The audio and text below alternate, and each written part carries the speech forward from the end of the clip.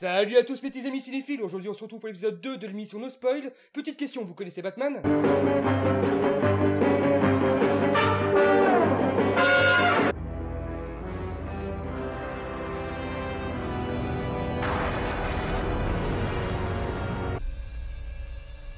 Why so serious?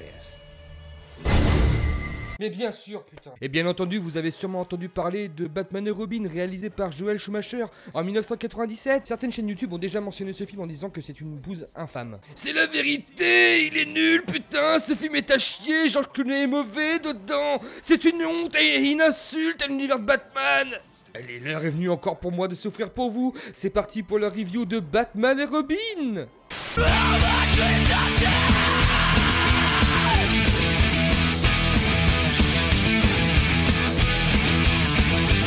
On retrouve notre cher Batman accompagné de son fidèle Robin qui se prépare... Tétons? Cul? Cache-boule? Encore des tétons et des culs et des tétons?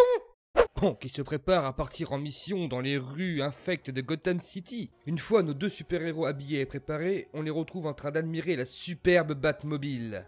Jackie, Jackie, la quatrelle, Jackie, Jackie, la quatrelle. Je veux une bagnole. Bon, apparemment Robin nous fait une petite crise d'adolescence. Les filles en sont dingues. C'est pour ça que Superman bosse seul. On en est qu'à 5 minutes de film et Batman en a déjà marre de son acolyte. Robin enfourche sa Batmoto, ou plutôt sa Robin Moto, et le film nous laisse avec un plan d'Alfred qui ne se sent pas bien. Ouh, est-ce que ça aura une importance plus tard, dis donc? Batman. Le commissaire Gordon, oui ça c'est le commissaire Gordon, informe Batman de sa nouvelle mission. Apparemment un cinglé totalement givré, oh le jeu de mots, oui parce qu'il s'agit de Mr. Freeze, et donc celui-ci a transformé en glace tout un musée. À nous deux, Freeze. On retrouve les policiers de Gotham qui se trouvent en mauvaise posture face à un des grands méchants, oui parce que... Il y en a 3 dans le film. Freeze est joué par notre Autrichien préféré, Arnold Schwarzenegger. C'est l'iceberg qui débarque. Et c'était l'une des blagues de Mr. Freeze. Vous allez voir que tout le long du film, il va pas arrêter d'en faire. Donc maintenant, je vais mettre un compteur. J'ai bien peur que personne ne nous ait réchauffé le cœur en nous demandant de l'épargner. Bref, on apprend que Freeze convoite un énorme diamant. Mais Batman, au même moment, arrive pour arrêter les agissements du super vilain. Salut, Freeze. Je suis Batman. Hey, salut Freeze, je suis Batman. Et regarde, je fais des glissades sur un dinosaure en plastique. Oui! Oui! Donc, bim bam boum, bagarre entre Batman et Freeze. Ne compte pas me mettre au frais. Quand soudain, Robin nous offre une entrée fracassante dans le musée. Et maintenant, pour souligner le réalisme incroyable de ce film, je vais faire un petit arrêt sur image. Ce que vous voyez là, c'est bien le trou qu'a fait la moto de Robin en rentrant dans la porte. Oui, on en est à ce point-là. Bref, le méchant envoie l'équipe nationale de hockey pour tuer nos deux super-héros. Mr. Freeze, à bord de son... truc, prend malheureusement la fuite. Mais Batman, oui, parce que c'est Batman, parce qu'il est trop fort et trop puissant, réussit à s'introduire dans le véhicule de Mr. Freeze, qui d'ailleurs était en réalité un putain de lance-fusée. Bon, on va pas s'éternisser sur la première partie du film. Donc la fusée décolle, Batman se fait congeler les poignets, Freeze déclenche une autodestruction. Freeze, t'es givré. Ah, prends pas froid. Mais Robin, qui s'est accroché à la fusée auparavant, réussit à libérer Batman et tous les deux sautent avec une magnifique explosion en arrière-plan. Freeze saute de la fusée et déploie ses magnifiques ailes. What the fuck, des ailes? Oh mon dieu, ils nous ont fait un Mr. Freeze volant dans ce film de merde. Une fois de retour sur le plancher des vaches, nos héros poursuivent le méchant dans ce qui ressemble à des égouts. Robin, un peu pressé parce que le film traîne en longueur, saute sur Freeze pour le neutraliser, mais celui-ci se fait congeler comme un boulet. Reste cool, Robin des Bois. Tiens, c'est marrant, ça me rappelle la réplique d'un autre film, ça. Reste cool, sac à merde. Et si on associait les deux? Reste cool, Robin des Bois. Profitant de cette situation, Freeze s'échappe en lâchant une petite vanne à Batman. Je refroidirai la prochaine fois. Puis notre chevalier noir, armé de son bataillon laser de ouf, décongèle Robin. On le tient ou pas? Quelques instants plus tard, on retrouve dans ce qui semble être un manoir hanté, le professeur Pamela, je sais plus quoi, on s'en bat les testicouilles, accompagné d'un espèce de savant fou qui apparemment travaille sur un sérum pour créer des super soldats. Donc celui-ci porte le nom de... Attendez, ce machin là c'est Bane?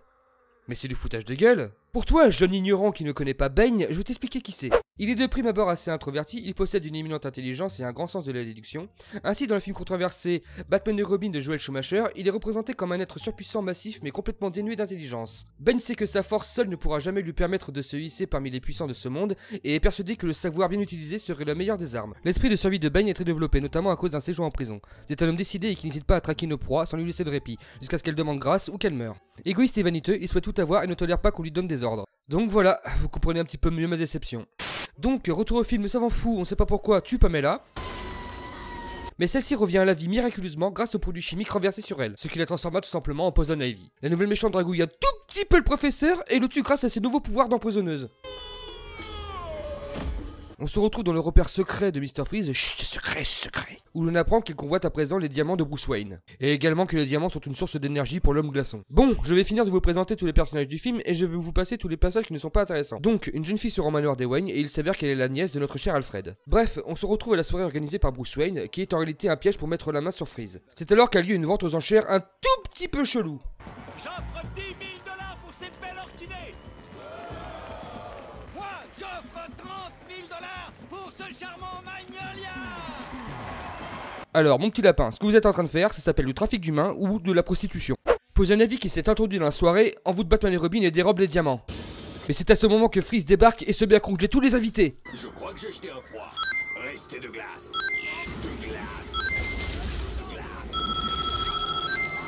Celui-ci pique les diamants à Poison Ivy et prend la fuite à bord de sa Freeze mobile. Batman et Robin se lancent alors à sa poursuite et grâce à un habile stratagème le met hors d'état de nuire. Mr. Freeze est donc envoyé au Mordor, à l'asile d'Arkham, et il se fait donc enfermer en cellule. Mais attends, ils sont en train de le transporter en frigo là. Poison Ivy accompagné de son nouvel ami Bane font évader le bonhomme de neige. Pendant ce temps, au manoir des Wayne, l'état d'Alfred ne s'est pas du tout amélioré, ce qui a donné envie à Barbara de fouiller dans son ordinateur. Elle est en train de découvrir que Bruce Wayne et son ami, que je me rappelle plus comment il s'appelle, sont en réalité Batman et Robin, et on a l'impression qu'elle en a rien à foutre en fait. Cette petite fouineuse découvre la Batcave et dit à un Alfred virtuel: Je voudrais aider Batman et Robin. Attends, mais tu viens à peine de découvrir le secret de Batman et Robin et tu décides ça toi sans réfléchir. Oh non, pitié, non, pas encore ces plans, pitié, non, c'est nul, mais non. Pendant ce temps-là, Batman et Robin sont partis pour arrêter Poison Ivy, mais ils se font maîtriser comme des grosses quiches. Mais Batgirl, oui maintenant c'est Batgirl, arrive et pète la gueule à la vilaine rouquine, qui juste après se fait bouffer par une de ces plantes carnivores géantes. Au même moment, Mr. Freeze est en train de geler toute la ville. Mais le trio à bord de leur nouveau véhicule et équipé de leur nouvelle armure, qui au passage sont d'une laideur sans nom, arrive pour le stopper. Bref, je vais aller droit au but. Batman place une bombe chauffante sur l'armure de Mr. Freeze, ce qui le met hors d'état de nuire. Oui. Ensuite, Batman inverse le rayon de Freeze et lui demande gentiment un remède pour sauver Alfred. Il faut nous armer de patience. Ouais, à qui le dis-tu? Le lendemain matin, tout va bien dans le meilleur des mondes, Alfred est guéri et le film nous laisse avec un plan de ce magnifique trio. Et voilà, c'est la fin de Batman et Robin. Bon, conclusion de ce film. Comme celui du premier épisode, je vous ne conseille pas du tout. Son métrage est mou, les cascades sont toutes ridicules. C'est limite si on voit pas le cap dans le dos des acteurs. D'ailleurs, en parlant d'eux, qu'est-ce qu'ils jouent mal? Mais ils jouent mal! Excepté Arnold Schwarzenegger qui lui prend un pied monstre à jouer Mr. Freeze. Pour le coup, c'est la seule chose de bien qu'il y a dans le film.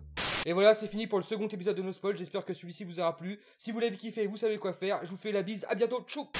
Bonne nuit.